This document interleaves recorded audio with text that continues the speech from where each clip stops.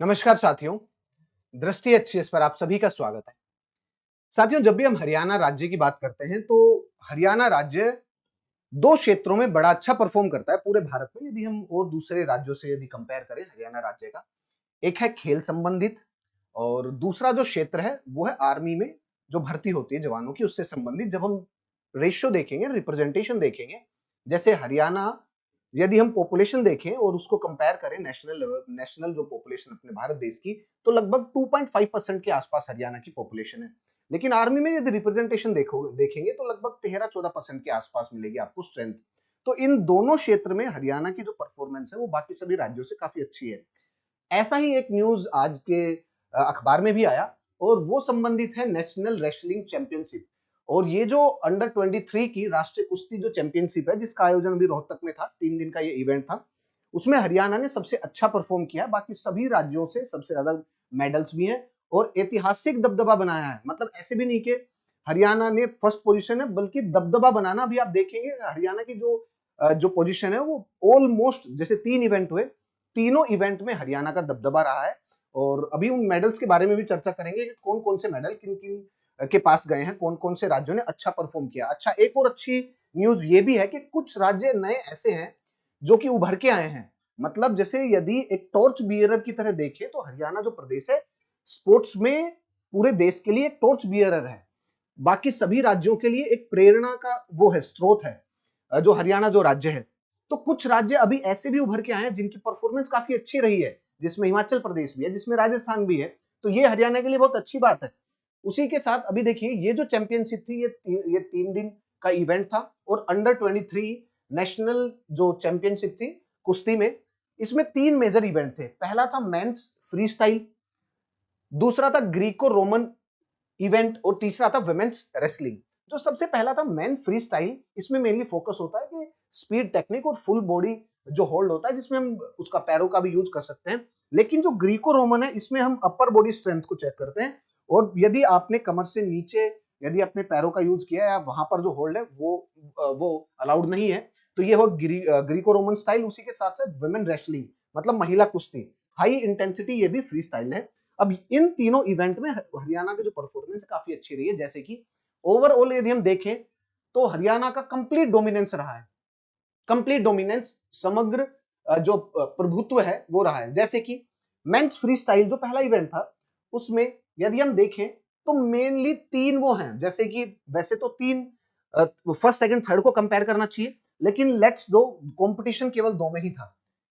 SSCB, अभी SSCB क्या है इसको भी देखेंगे। देखिए हमारी जो आर्मी है, आर्मी में भी स्पोर्ट्स जो जवान है कुछ स्पोर्ट्स भी खेलते हैं और आर्मी से ही रिलेटेड ये ऐसी बॉडी है जिसमें स्पोर्ट्स संबंधित जो भी स्पोर्ट्स जैसे कुछ जवान है वो स्पोर्ट्स में अच्छा परफॉर्म करते हैं, या फिर आर्मी कुछ लोगों को रिक्रूट करती है कि इस बॉडी जो आर्मी के तहत है उसमें जुड़ करके वो स्पोर्ट्स को आगे की तरफ लेकर के जाए। तो आप देखिए डायरेक्ट इन दोनों के बीच में कंपटीशन है। हरियाणा जिसने 200 पॉइंट हासिल किए और 138 पॉइंट एसएससीबी ने। उसी के साथ साथ जब हम देखते हैं ग्रीको रोमन, तो हरियाणा ने 195 पॉइंट्स मिले हैं हरियाणा को और एसएससीबी को 165। उसी के साथ जब हम देखते हैं वुमेन्स फ्री स्टाइल, तो वहां पर एसएससीबी का ऑफ कोर्स क्योंकि आर्मी है तो आर्मी में जो वुमेन्स है, औरतें, थोड़ा सा कम रिप्रेजेंटेशन है उनका, थोड़ा क्या काफी कम है। तो इसीलिए यहाँ पर हरियाणा को 183 पॉइंट्स है, वहीं पर महाराष्ट्र को 160 पॉइंट है। तो आप देख सकते हैं तीनों में निष्कर्ष ये है कि हरियाणा जो होस्ट था, क्योंकि हरियाणा में ही था रोहतक में, तो हरियाणा होस्ट है, successfully swept all the three events. और ये जो जितने भी टाइटल थे ये सारे हरियाणा के पास आए हैं। अब देखिएगा आगे चलते हैं, थोड़ा सा देखते हैं। देखिए अब जो कैटेगरी थी इन इवेंट्स में, जैसे वेट जो कैटेगरी थी, मेडलिस्ट 74 केजी की थी, 86 केजी, 79 केजी और 125 जो हैवी वेट वो होता है, ये चार कैटेगरीज थी। गोल्ड किसको मिला 74 में? एसएससीबी मींस जो आर्मी से रिलेटेड जो बॉडी है उसको। सिल्वर हिमाचल प्रदेश, ब्रॉन्ज ऋषभ जाखड़ ये पंजाब एंड यस हरियाणा। उसी के साथ यदि आप 86 में देखें तो 86 में गोल्ड साहिल दलाल एसएससीबी से है, सिल्वर हिमांशु अंतिल हरियाणा से है, ब्रॉन्ज सुमित ठाकुर ये हिमाचल प्रदेश से अनुज।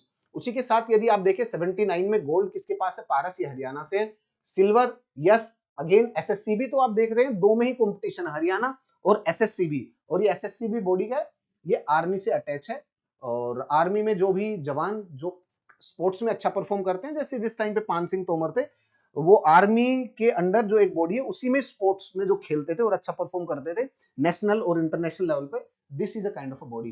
तो हरियाणा और एसएससीबी इन दोनों में ही मेजर कंपटीशन रहा। अगेन गोल्ड यहाँ पर जो हैवी वेट है उसमें जसपूरन सिंह पंजाब, उनको मिला है मेडल। उसी के साथ साथ चले, ये तो ब्रॉड था थोड़ा सा, आपको जो भी जो मेजर जो इवेंट थे उनमें किन किन को जो अवार्ड्स मिले इसके बारे में चर्चा थी। Where the champions come from, यदि हम देखें तो चैंपियंस आ कहां से रहे हैं, देखिए हरियाणा पंजाब हो गया, ये एक बेल्ट है। ऐसा क्यों हो रहा है, क्योंकि देखिए हरियाणा से ही ज्यादा क्यों है, इसका इसके बहुत सारे कारण है, ऐतिहासिक हिस्टोरिकल रीजन भी, कल्चरल रीजन भी। अच्छा, एक सबसे बड़ा ये भी है कि ये रूरल जो अखाड़ा है हरियाणा में, रूरल अखाड़ा, ये सबसे बड़ा रीजन है। और इन्हीं अखाड़ों से जो है पहलवान निकलते हैं, जिनको हम देसी भाषा में पहलवान बोलते हैं। यदि ये पहलवान वाला कल्चर ना हो तो हो सकता है कि वहां हरियाणा से भी नहीं निकलते रेसलिंग से संबंधित। और उसी के साथ साथ यहाँ का जो भूगोल है, ज्योग्राफी का भी रीजन है, हिस्ट्री का भी। कभी भी किसी चीज का कारण एक नहीं होता, वो समग्र होता है, मतलब उसमें काफी चीजें इंक्लूड करके हम देखते हैं, तब जाके इंक्लूसिव तरीके से हम समझ पाते हैं कि यस इस चीज के पीछे जो कारण है, मूलभूत कारण क्या है। हाँ, परसेंटेज थोड़ा सा ऊपर नीचे हो सकता है। अब देखिए मिलिट्री मतलब service sports control board, yes this is the full form, service sports control board, ये भी है सेकंड। और दो कुछ स्टेट्स ऐसे हैं जो कि चैलेंजर के तौर पर उभरे हैं, जैसे कि हिमाचल प्रदेश हो गया, जैसे उत्तर प्रदेश हो गया, महाराष्ट्र हो गया, राजस्थान हो गया। और सबसे अच्छी बात यही है कि ऐसे कुछ चैलेंजर जो स्टेट्स हैं वो भी उभरे हैं। और ये जो चैलेंजर स्टेट्स हैं, इनको एज अ टॉर्च बियरर की तरह हरियाणा ने रोल अदा किया है। कुछ जो बीते जो गत वर्ष रहे, और सबसे अच्छा जो काम है यही है, क्योंकि एज अ प्रेरणा का सोर्स रहा है हरियाणा बाकी सभी स्टेट्स के लिए। अभी थोड़ा सा और आगे देखते हैं, और देखिए अभी मेनली बेसिकली रोड अहेड आगे की जो रहा है उससे संबंधित पॉइंट है कि आगे की राह देखिए, under 23 tells us about the Indian wrestling. और इंडियन रेसलिंग में यदि नेशनल लेवल पे यदि अच्छा परफॉर्म करते हैं, नेशनल लेवल पे राज्य जो है वो कॉम्पीट अच्छा करते हैं, तो वहीं से ही ऐसे प्लेयर निकल के आते हैं जो कि भारत को फिर बाहर की तरफ, जो बाहर जो देश है, बाहर जो अलग दूसरी जो चैंपियनशिप्स हैं उनमें रिप्रेजेंट करते हैं।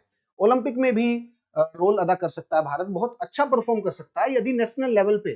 तो नेशनल लेवल सबसे पहला ऐसा स्टेज है जहां पर बहुत अच्छा परफॉर्म करना पड़ता है, और तभी रास्ता खुलता है आगे जो अंतरराष्ट्रीय जो कंपटीशन है उन सब से संबंधित। अब देखिए जो गोल्ड स्टैंडर्ड है, स्वर्ण मानक, उसमें Haryana remains the undisputed dominant रहा, epicentre of the Haryana wrestling talent across all the format. उसी के साथ साथ राइवलरी देखे तो कड़ी टक्कर अगेन एसएससीबी के बीच में, it is the only faction, ये है यहाँ का निष्कर्ष। और थर्ड पॉइंट है विस्तार, कि जो ज्योग्राफिकल स्पोर्ट्स ज्योग्राफिकल जो एरिया है उसमें वृद्धि मिली, उसमें ग्रोथ मिली कंट्री में। So that's the main point, सबसे थर्ड मोस्ट इंपोर्टेंट पॉइंट है ये वाला। सो साथियों आज के लिए इतना ही सेशन में। आप सेशन आपको कैसा लगा एक बार कमेंट सेक्शन में जरूर बताइएगा। Thank you very much. जय हिंद, जय भारत, नमस्कार।